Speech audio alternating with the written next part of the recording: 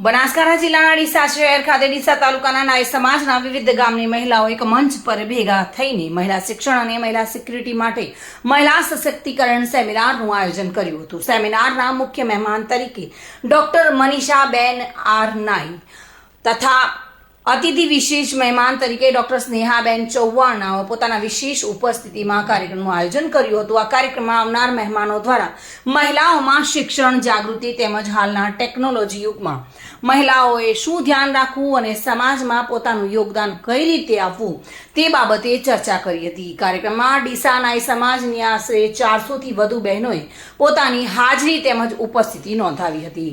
નાય સમાજની શિક્ષિત મહિલાઓ દ્વારા આ કાર્યક્રમનું આયોજન કરાયું હતું અને આવા કાર્યક્રમનું પહેલીવાર આયોજન થયું હતું।